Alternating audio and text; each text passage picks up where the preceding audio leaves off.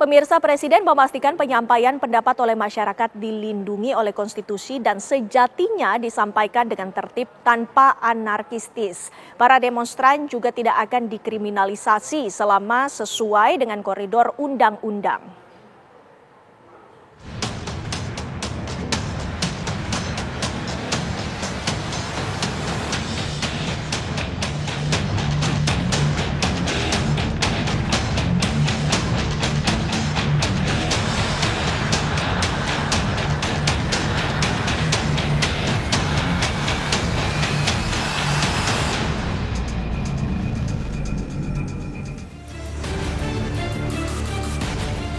Presiden Prabowo Subianto terus menegaskan pemerintah akan tetap membuka ruang bagi masyarakat menyampaikan pendapatnya. Selain dijamin konstitusi, penyampaian pendapat juga dilindungi Konvensi Perserikatan Bangsa-Bangsa. Tetapi, Presiden menegaskan penyampaian pendapat ini tetap harus sesuai aturan, tidak boleh dengan kekerasan dan membawa senjata. Pada tanggal 25 Agustus dan beberapa hari setelahnya, gerakan penyampaian pendapat oleh masyarakat kerap kali melebihi aturan secara waktu. Meski harus selesai hingga pukul 18, namun yang terjadi melebihi yang diatur undang-undang. Presiden pun menilai aparat keamanan sudah cukup memberi ruang lebih pada penyampaian pendapat selama ini. Meski kemudian ada sejumlah pihak yang ditangkap, namun Presiden yakin jika polisi akan mampu memilah mana yang bersalah ataupun sekedar ikut-ikutan. Presiden Prabowo menekankan agar demonstran tidak dikriminalisasi. Sejauh apakah aparat penegak hukum mampu menerjemahkan keinginan Presiden Prabowo ini? Menjamin hak konstitusi masyarakat, tidak mengkriminalisasi, dan memastikan penyampaian pendapat berlangsung aman dan damai. Lalu, bagaimana masyarakat sipil mampu juga memastikan tindakan anarkis tidak terulang saat penyampaian pendapat? Terlebih, kerugian akibat aksi anarkis kemarin diperkirakan mencapai 900 miliar rupiah.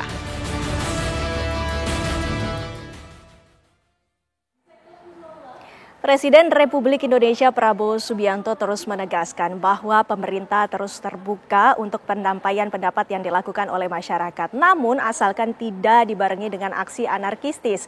Dan untuk itu kami akan membahasnya bersama sejumlah narasumber yang saat ini sudah hadir bersama kami. Sudah ada Irjen Pol Purnawirawan Roni Sompi selaku Kepala Divisi Humas Polri periode 2013-2015. Selamat malam. Selamat malam. Ya, Pak Roni, sehat selalu.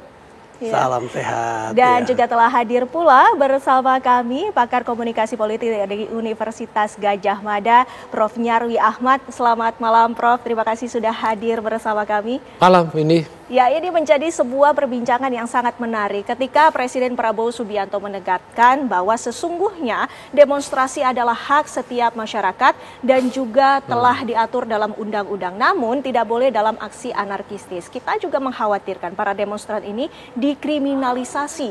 Nah, Prof. Nyarwi terlebih dahulu, bagaimana Anda menelaah pernyataan dari Presiden? Apa yang disampaikan oleh Pak Prabowo itu saya kira sudah sejalan dengan konstitusi juga. Di Undang-Undang Dasar 45 ya pasal 28 itu kan kebebasan menyampaikan pendapat itu kan bagian ya dari hak warga negara.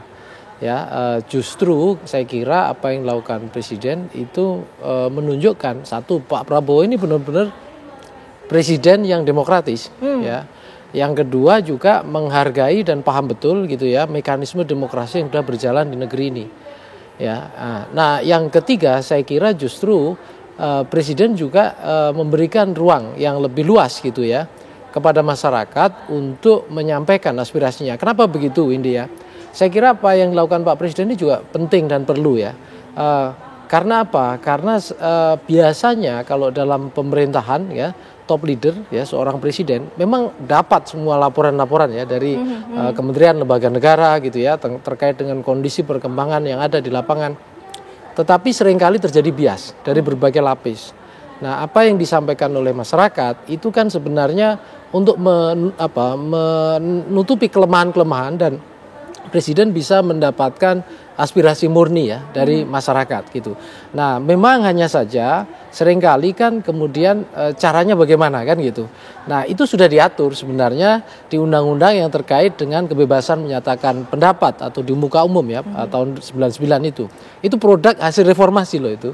Dan saya kira sudah ada ya diatur juga ya yang mengamankan gitu ya penyampaian pendapat yang dalam garis miring seringkali disebut demonstrasi gitu, identik ke sana.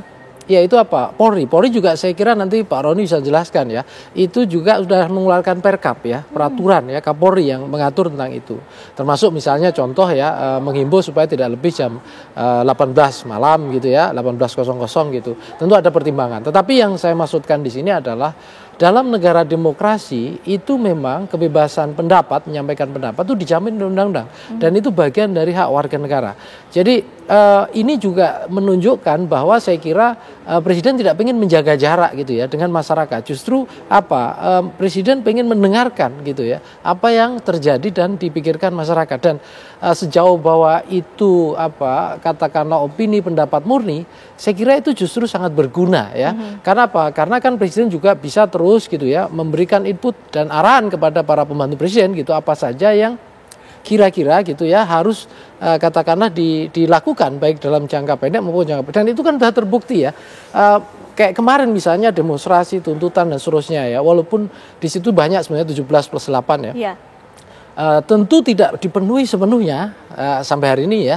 Tetapi kan Presiden kita dengar ya sudah misalnya mengundang masukan ya dari para tokoh-tokoh media gitu ya. Apa saja yang perlu dilakukan. Paling nggak seperti itu. Terus yang kedua juga kita lihat hari ini juga ada perbaikan di kabinet berupa reshuffle seperti itu.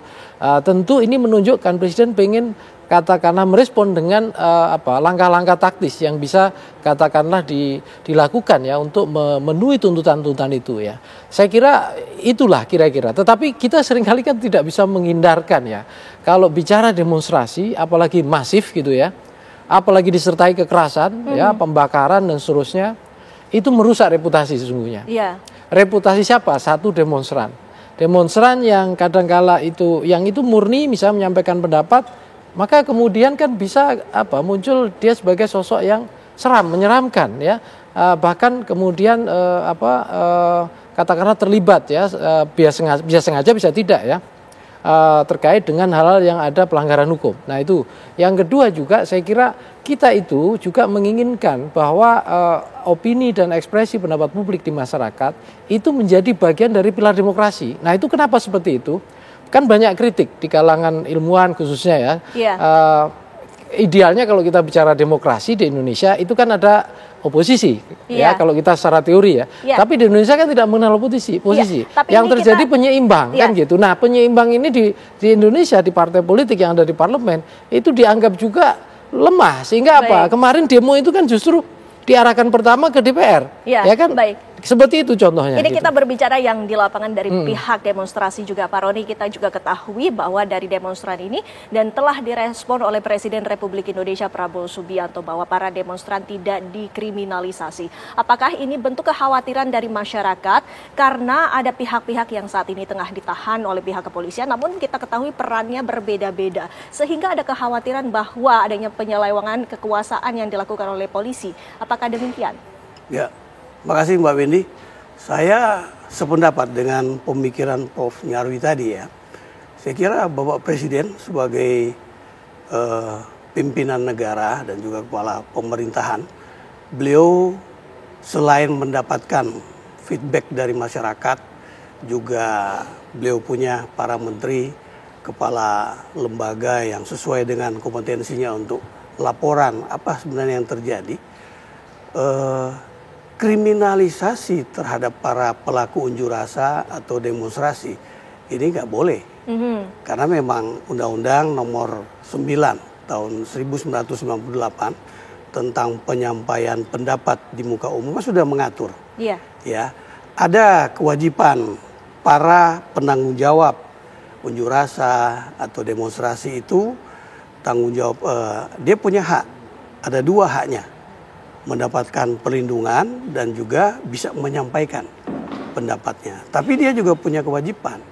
Bahkan kewajibannya itu ada 5. Antara lain dia harus memperhatikan persatuan dan kesatuan, menjaga keamanan dan ketertiban umum, juga menjaga kebebasan hak dari masyarakat yang lain, norma-norma yang sesuai aturan, dan juga menghormati aturan yang berlaku. Nah, ketika ada kata-kata dari Bapak Presiden, jangan sampai ada kriminalisasi terhadap para demonstran, ini memberikan warning kepada aparat penegak hukum yang telah melakukan penangkapan atau mengamankan beberapa orang yang dianggap mengganggu demonstrasi, mengganggu penyampaian pendapat.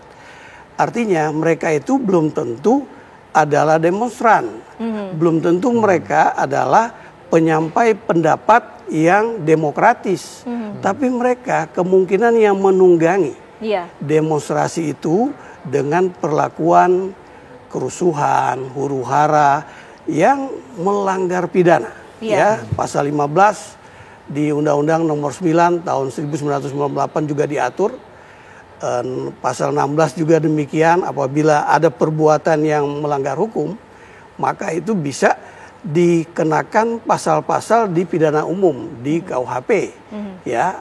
Nah, kalau unjuk rasa dan demonstrasi itu diwaspadai, diantisipasi oleh penanggung jawab gerakan, maka ketika mereka menyampaikan rencana kegiatan mereka kepada kepolisian sesuai dengan undang-undang itu diatur demikian, mereka kan menyampaikan kami akan melakukan unjuk rasa berapa hari, di mana, jam berapa sampai jam berapa, alat yang digunakan berapa orang, berapa penanggung jawab.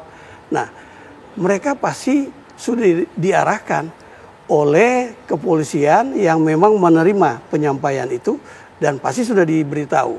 Nah, kalau ada komunikasi yang baik, maka mereka pun seyogyanya tidak memberikan kesempatan kepada penunggang-penunggang yang ingin mencari kesempatan, mencari keuntungan agar demo itu dianggap anarkis, katakanlah, agar timbul sifat eksesif atau ya kegiatan yang bersifat represif dari aparat kepolisian. Nah, ini yang mungkin saja ditunggu atau dikehendaki oleh si penunggang-penunggang ini. Nah, cara membedakannya seperti apa, Pak Roni, untuk orang yang memang demonstrasi murni dengan pihak-pihak yang mendunggangi? Ya, tentu secara visual, secara penglihatan kasat mata, petugas pasti mengamati, kemudian dibantu dengan alat visualisasi, CCTV juga. Saya kira aparat kepolisian itu sudah membagi tugasnya. Ada yang memberikan perlindungan secara terbuka dengan pakaian dinas kepada para demonstran, tapi juga ada yang dengan pakaian tersamar. Mereka juga mengamati dengan kode-kode tertentu, dengan gestur tertentu. Mereka sudah tahu ini masuk dalam kategori perusuh atau merupakan bagian dari pelaku unjuk rasa. Karena kan tidak dilarang menyampaikan pendapat. Menyampaikan pendapat itu dengan kata atau dengan gerakan tangan atau pukulan, kan harusnya kan dari kata-kata. Ya, gestur oke. Tapi ketika itu sudah berupa fisik yang mengganggu, termasuk juga membahayakan aparat kepolisian, tentu ini kan harus diantisipasi. Jadi apa yang disampaikan Bapak Presiden itu harus dipahami oleh Kapolri dan juga jajarannya yang sekarang ini sedang menangani. Tentu selain intelijen juga Bareskrim ya. Bareskrim akan menangani kasusnya kalau memang mereka masuk dalam kategori perusuh, pelaku huru-hara, pengganggu keamanan, bukan penyampai pendapat di muka umum yang memang betul-betul baik dan tertib. Prof, Nyarwi, jika kami ingin mengambil kesimpulan dari apa yang disampaikan oleh Pak Roni, apakah pernyataan dari Presiden Prabowo Subianto ini dapat diterjemahkan untuk kepentingan dan juga dapat dilaksanakan oleh aparat penegak hukum? Ditahan dulu, Prof. Nanti kita tunggu jawabannya. Sesaat lagi pemirsa, kami masih akan kembali. Hak menyatakan pendapat itu dijamin, harus dilindungi.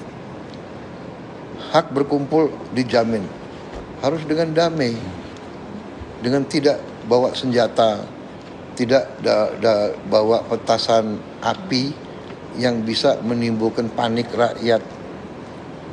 Karena petasan api bisa, dan saya dapat laporan ya banyak yang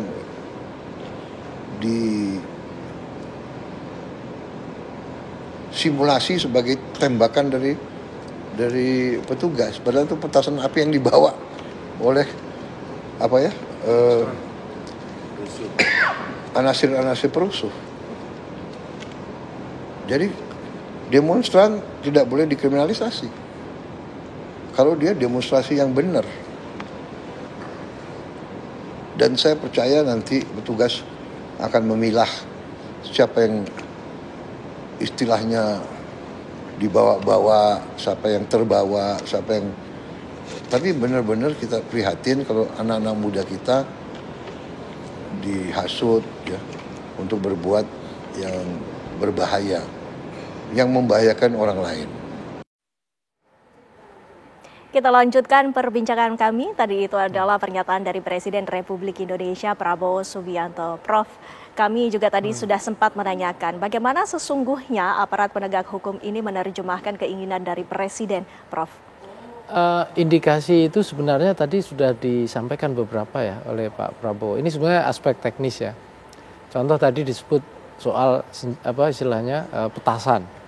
Ya, artinya kan kondisi-kondisi yang kemungkinan bisa memunculkan bahkan ricuh, kekerasan, atau pembakaran. Ya. Dan kalau kita lihat dari gambar-gambar kemarin-kemarin ketika terjadi demo, itu kan polanya hampir mirip.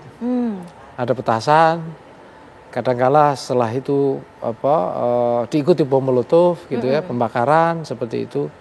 Nah, kalau demonstran yang natural atau yang murni, itu kan jarang lah ya kita lihat seperti itu gitu. Saya juga pernah pengalaman demonstrasi Pak Roni ya, jadi kita ngerti gitulah soal kondisi itu. Tetapi begitu sudah ada skill-skill seperti itu, saya kira memang itu bukan mahasiswa ya, kira-kira gitu. Tetapi kalau kita dengar ya dari grup-grup kan banyak ya, termasuk misalnya saya beberapa punya junior misalnya merasa kok kita nggak ini dianggap sebagai penghasut gitu ya. Buktinya apa kan gitu. Ini juga harus hati-hati soal penghasut juga. Karena apa? Kalau orang menyerukan ide, ya, memberikan pendapat sekali lagi ya, membuat analisis gitu ya, kemudian memberikan pendapat dan turunannya adalah tindakan aksi di jalan misalnya, saya kira itu nggak ada masalah gitu loh. Tetapi kalau langsung tidak ada diskusi, kira-kira seruannya, ayo demo, habis itu targetnya ini kita bakar misalnya begitu. Ya? Nah ini jelas provokatif. Kan bisa kita telusuri dari kalau di hukum itu mens rea gitu ya. Kalau di verbal itu atau statement kan bisa ada seperti itu gitu loh. Jadi ini saya kira saya tidak meragukan ya kemampuan aparat kepolisian. Ini kan berpengalaman kalau nangani demo sebenarnya udah jutaan kali nggak hanya ribuan ya Pak Roni ya, tetapi memang harus objektif dan terukur gitu loh. Dan juga istilahnya indikasinya itu juga ditanyakan gitu loh. Kan orang kan juga bisa dilihat kan backgroundnya gitu ya, track recordnya seperti itu gitu. Biasanya kalau apalagi pimpinan-pimpinan organisasi mahasiswa, saya kira mereka juga tidak mau merusak reputasinya hanya sekedar seperti itu gitu loh. Mereka ini kan orang-orang yang gelisah gitu ya, ikut memikirkan bangsanya, ikut memikirkan rakyatnya gitu loh. Nah mereka kemudian wujudnya apa? Keberanian untuk menyuarakan, bahkan termasuk di jalanan seperti itu. Nah tetapi ya kalau kita lihat ya, sebenarnya Pak Prabowo menyampaikan ini kan nggak sekali nih Windy. Masih ingat nggak setelah demo 25 itu Pak Prabowo juga yang dikedepankan di statement itu saya lihat ya, kebebasan berpendapat yang murni para demonstran itu harus dihargai dan didengarkan. Itu kan ada pernyataan. Bahkan ini kan ditambahkan tidak hanya itu, demonstran pun harus dilindungi, jangan dikriminalisasi kan gitu. Nah soal bagaimana penumpang dan seterusnya kan ada kategori ini penumpang, perusuh. Nah itu saya kira memang menjadi tugas tambahan dan tugas berat ya dari teman-teman di lapangan ya, di aparat kepolisian dan seterusnya gitu. Nah, saya kira gitu ya, paling tidak ya, ini sudah jaminan dari yang diberikan oleh Presiden. Satu, Presiden tidak fobia terhadap demonstrasi ya. Yang kedua, opini dan pendapat masyarakat itu didengarkan kan gitu oleh Presiden gitu. Dan yang ketiga gitu, kalau dilakukan secara baik, secara murni, bahkan ada jaminan keamanan dan dilindungi kan gitu. Dan itu kan juga ditegaskan di Undang-Undang Dasar kita, di Undang-Undang soal menyampaikan pendapat tadi disampaikan Pak Roni misalnya seperti itu. Dan ini saya kira juga tidak menjadikan apa yang disampaikan Pak Presiden, tidak ingin masyarakat itu justru ketakutan kan. Kenapa? Karena kalau misalnya ada keresahan, ada hal-hal yang dirasakan masyarakat dan kemudian ya tidak diungkapkan, ini kan sama persis ya kalau di studi psikologi itu isu soal mental health, misalnya kesehatan mental, justru kan lebih bagus kalau dari awal gitu ya ekspresi kita sampaikan. Karena kalau kita pendam gitu, stresnya meledaknya itu yang kita khawatirkan justru kan gitu. Berbicara mengenai penyampaian pendapat ini Pak Roni, apakah menurut Anda aparat keamanan ini sudah memberikan ruang bagi masyarakat untuk menyampaikan pendapatnya? Ya, kalau kita evaluasi dari dimulainya demo sampai sekarang ini, aparat kepolisian sudah memberikan ruang. Pertama, ketika rencana mereka untuk melakukan demo itu kemudian difasilitasi, dilindungi, diamankan. Tapi ketika ada penunggang yang sebenarnya mereka bisa masuk kategori perusuh, mereka bukan demonstran, hanya dia berada di antara demonstran yang tidak memahami, karena mungkin bajunya mirip, ya gayanya mirip, ya merasa para demonstran ini, oh ini kawan. Ternyata mereka kan konsentrasinya para pendemo ini, ada mahasiswa dan yang lain-lain ini kan memang fokusnya bagaimana untuk menarik perhatian pemerintah, legislatif. Penyampaian pendapat mereka itu diterima, kan begitu ya. Sehingga yang konsentrasi terhadap penunggang-penunggang gelap, perusuh ini, saya menggunakan diksi dia perusuh, bukan pendemo, tapi dia perusuh.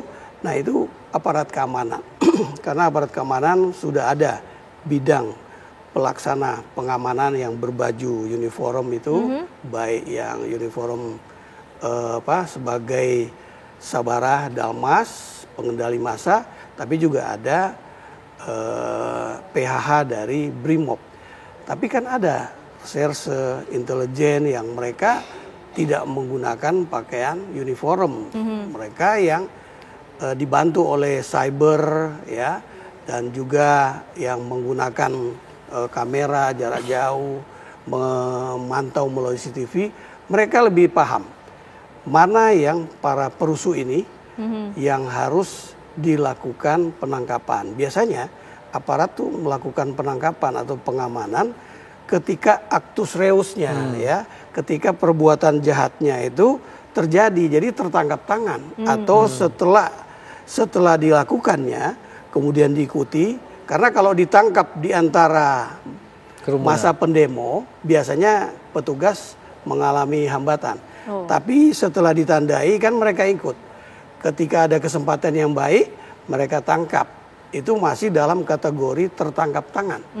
Karena tertangkap tangan sesuai dengan KUHAP itu setelah kejadian beberapa saat ditangkap di tempat lain, tapi masih merupakan rangkaian, itu juga masih merupakan bagian. Artinya perbuatan jahat actus reus ini pasti terbukti secara tertangkap tangan. Baru didalami bagaimana mens reanya, ya, niat jahatnya itu seperti apa. Itu akan dilihat.